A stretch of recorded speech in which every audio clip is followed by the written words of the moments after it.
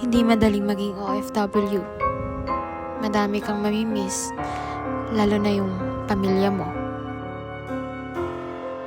Wala akong ibang gusto kundi mayakap at makasama ko sila at maramdaman ko muli ang pagmamahal ng isang pamilya.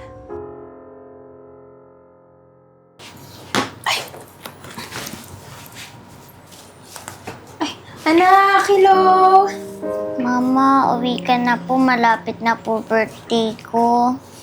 Anak, gustong-gusto kong umuwi para sa birthday mo. Pero, konting tiis lang nga, nag-iipon pa si Mama. Sana po makauwi ka na po sa birthday ko po.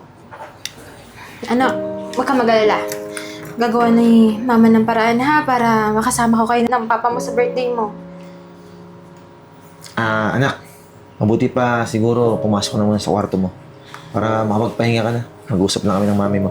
Sige po. Love, alam mo gustong-gusto kong umuwi. Kaya lang wala akong magawa sa amo ko eh. In-hold niya yung passport ko. Pero huwag ka mag-alala. Baka naman this time payagan niya ako. Tatry ko ulit magpaalam. Love, pasensya ka na. May pera lang talaga ako. Kami na lang anak mong pumunta dyan. Kaya lang, kapos eh. Hindi ko kayang bigay sa anak mo yun. Ito lang talaga yung matagal na hiling niya sa birthday niya eh. Ang makakasama ka. Alam mo naman gustong-gusto ko rin yun eh. Hayaan mo. Susubukan kong kausapin ulit yung boss ko. Gagawa ko ng paraan para payagan niya ako. Sana pumayag. Sige na, love. Kasi baka mahuli ako ng amo ko eh. Tawagan na lang ulit kita mamaya, ha? Sige, mag-ingat ka dyan ha. I love you. I love you too.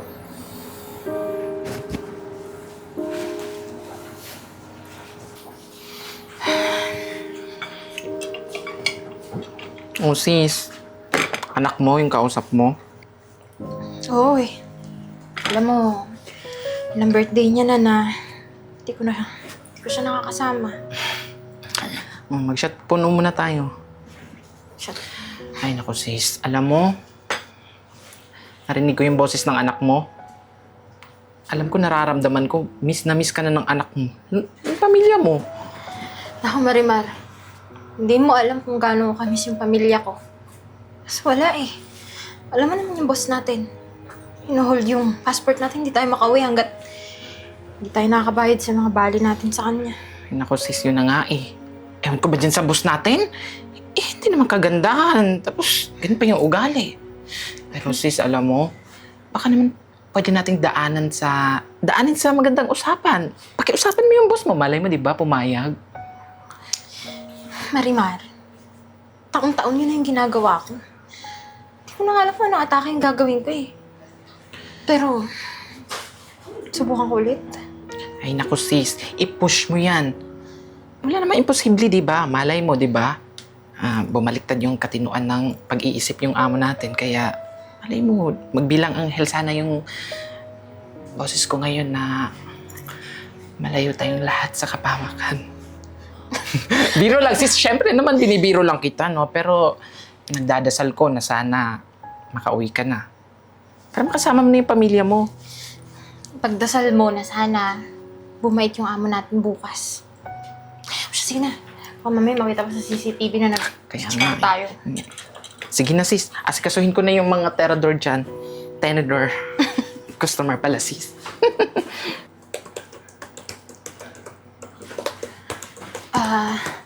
Ma'am, may gusto lang po akong itanong. Ano yun? Ma'am, ilang taon na kasi ako hindi nakakauwi. Magba-birthday kasi yung anak ko, baka pwede niyo akong payagan na mahiram yung passport ko. Kahit 2 linggo lang po. Ay nako, hindi pwede. Ma'am, kailangan ko kasi... Gusto ko na kasi makasama yung anak ko. Maawa naman kayo. Wala akong pakialam. Kahit pa mag-birthday yung anak mo. Ang importante sa akin, mabayaran mo yung mga utang mo. Ma'am, hindi ko kayo tatakasan. Babalik po ako. Pagtatrabahuhan ko lahat ng utang ko. pagbigyan niyo lang ako makasama ko yung anak ko. Pangako, kahit ilang taon ako hindi makauwi ulit, pagbigyan niyo lang ako isang beses lang. Hindi ka ba aware? Sobrang dami na nagsabi at nangako sa akin na babalik sila. Pero ending, ni isa walang bumalik. Kaya tigil-tigilan mo ako, i-scamin mo pa ako eh. Mami, hindi ako katulad ng iba. Nangangako ako, siguraduhin ko sa'yo na hindi kita bibigyan ng gusto ko na makasama yung pamilya ko. Ay nako, puro ka pangako. Pangakong napapako. Tigilan mo ako. Alam mo kung ako sa'yo, maglinis ka na lang. Mami, hindi niyo naiintindihan Hindi eh. talaga, wala akong pakialam. Wala ka kasing pamilya, kaya hindi mo naiintindihan. Nagtatrabaho ko sa'yo, pero hindi ibig sabihin nun, kukontrolin mo yung buhay ko. Isang beses lang, pangako, pabalik po ako. Hindi. My decision is final. Kaya kung ako sa'yo, maglinis ka na. Bilis! Huwag mo na akong istorbohin pa rito. Ang dami kong ginagawa. Kita mo naman, di ba?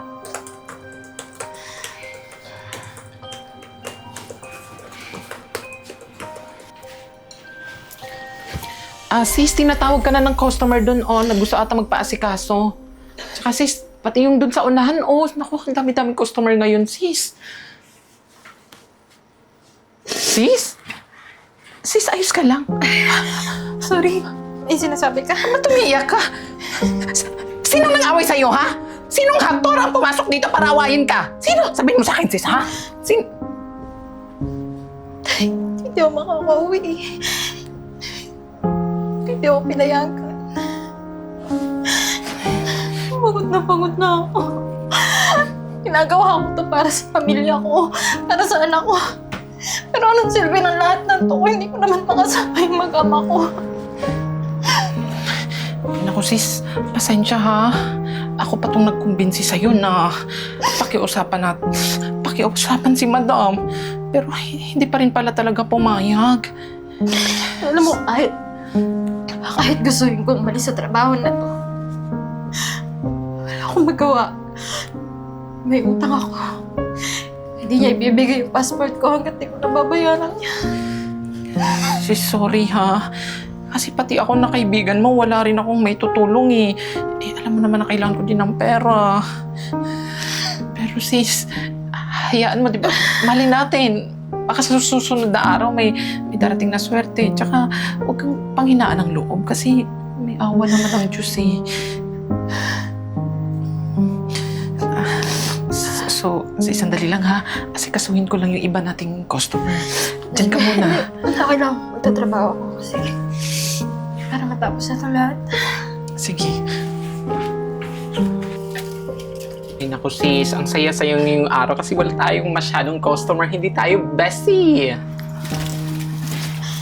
Alam mo yun?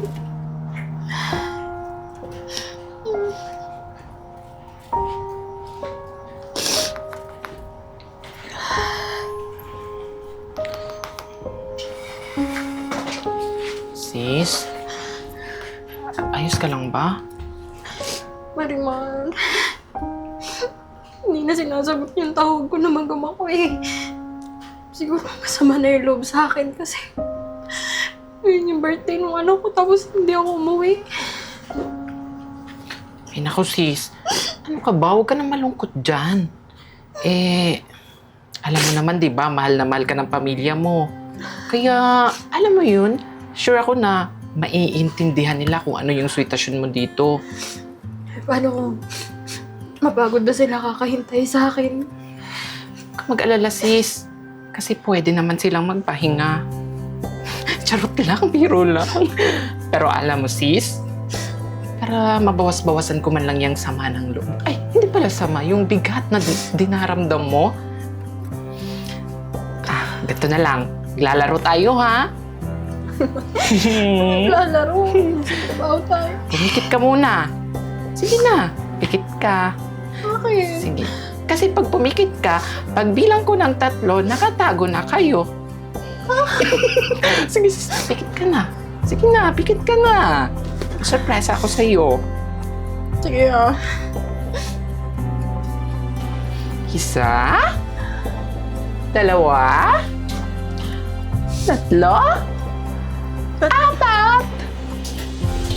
4 and 1/4. 4 and 3/4. 4 and a half. 5! Surprise!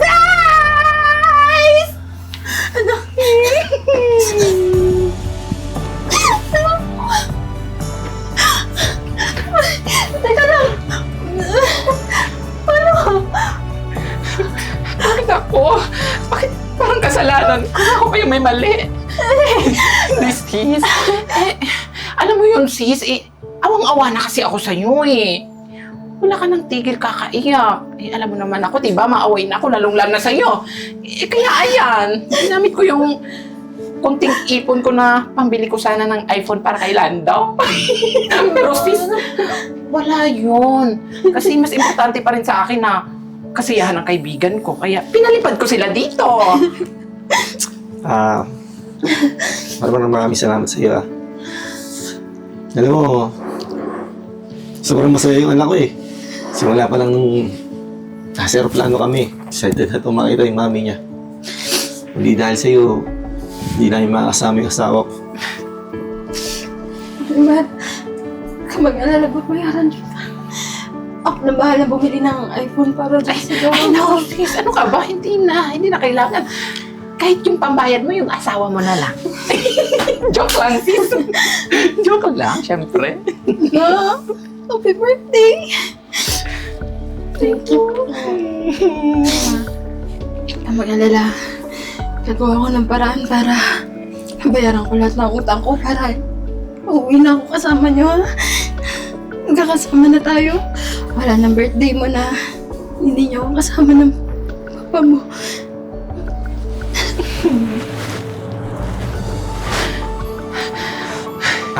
Marimar, maraming salamat ulit Malaking isang nalog namin sa'yo.